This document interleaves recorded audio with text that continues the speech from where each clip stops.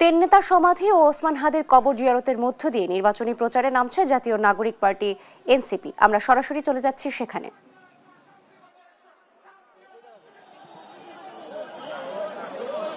এই মুহূর্তে তিন নেতার মাজারে এসে পৌঁছেছেন জাতীয় নাগরিক পার্টি এনসিপির আহ্বায়ক, মুখ্য সমন্বয়ক সহ অন্যান্য নেতাকর্মীরা। এবং আপনারা জানেন, আসন্ন ত্রয়োদশ জাতীয় সংসদ নির্বাচন উপলক্ষে যে নির্বাচনে ডামাডোল বেজে চলেছে, তারই অংশ হিসেবে তিন নেতার মাজার এবং শহীদ ওসমান হাদির কবর জিয়ারতের মধ্য দিয়ে তাদের নির্বাচনী প্রচারণা কার্যক্রম শুরু করেছে জাতীয় নাগরিক পার্টি এনসিপি। এই মাত্রই তারা তিন নেতার মাজারে প্রবেশ করেছে এবং তিন নেতার মাজার থেকে তারা এখানে জিয়ারত করবে এবং জিয়ারত শেষে তারা শহীদ ওসমান হাদির কবর জিয়ারত করবেন এবং তার মধ্য দিয়ে কিন্তু তাদের নির্বাচনী প্রচারণা কার্যক্রম শুরু হবে। এবং নতুন রাজনৈতিক দল হিসেবে এই প্রথম তারা কোনো নির্বাচনী লড়াইয়ে অংশগ্রহণ করেছেন। এবং আপনারা জানেন যে তারা জামাত সহ হেফাজত ইসলাম সহ তারা 10 দলীয় জোটের সঙ্গে যুক্ত হয়ে আছেন। এবং আপনারা দেখছেন যে তারা এখন পৌঁছে গেছে তিন নেতার মাজারে এবং এবারে নির্বাচনের প্রচারণা কার্যক্রমও কিছুটা ভিন্ন। এবং আপনাদের সেই তথ্যগুলো আমরা দিতে চাই যে যেই প্রতিবার আমরা দেখি যে বড় বড় পোস্টার, ব্যালট এবং সেই পোস্টারে প্লাস্টিকের ব্যবহার আমরা দেখতে পেয়েছি, কিন্তু এবারে নির্বাচনী আচরণ বিধিমালা অনুযায়ী প্রার্থীরা নির্ধারিত সময়ের মধ্যে বিভিন্ন মাধ্যমে প্রচার চালাতে পারবেন।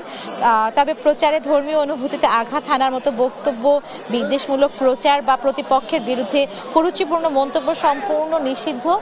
এবং আপনাদের বলতে চাই, এবারে নির্বাচনে পোস্টারও ব্যবহার করতে পারবেন না প্রার্থীরা, যে নিষেধাজ্ঞা দেশে প্রথমবারের মতো কোনো নির্বাচনে দেওয়া হয়েছে। এবং আমরা দেখেছি প্রার্থীদের হাতে যে লিফলেট, সেই লিফলেটও একটি নির্দিষ্ট সাইজের। এবারে নির্বাচনের ক্ষেত্রে জনসভা বা সমাবেশে যে আয়োজন করবে দলগুলো, তাতে কোনো বাধা নেই, তবে আয়োজন করার অন্তত 24 ঘন্টা আগে জনসভার দিন, তারিখ ও সময় লিখিতভাবে কর্তৃপক্ষকে জানাতে হবে। এবং আপনারা দেখছেন যে এখন মাজার জিয়ারত করছেন এনসিপির আহ্বায়ক সহ অন্যান্য দলের নেতাকর্মীরা এবং তারা দোয়া মুনাজাত করছেন।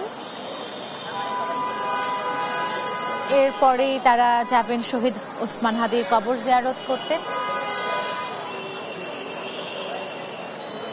যদিও তারা এখন পর্যন্ত বলেনি আমাদের যে কেন তারা এই সিদ্ধান্ত নিয়েছে বা তিন নেতার মাজার জিয়ারত করার মধ্য দিয়ে কেন তারা যাদের নির্বাচনী প্রচারণা শুরু করেছেন বা নির্বাচনী যে যাত্রা তা শুরু করেছেন।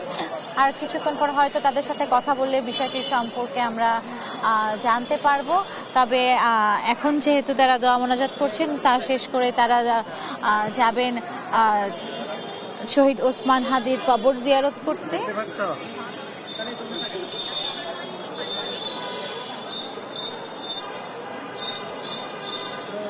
এবং আপনাদেরকে বলতে চাই যে জনসাধারণের চলাচলে বিঘ্ন ঘটিয়ে কোনো সভা সমাবেশ করতে পারবেন না প্রার্থীরা। সড়ক, মহাসড়ক কিংবা জনপথে বা জনসভা পথসভা করলেও ব্যবস্থা নেবে ইসি। তো আপনারা দেখছেন যে এই দৃশ্যটি, যে তিন নেতার মাজার জিয়ারত করছেন জাতীয় নাগরিক পার্টি এনসিপির আহ্বায়কেরা। তো এই ছিল আমার কাছে তিন নেতার মাজার থেকে সর্বশেষ সংবাদ।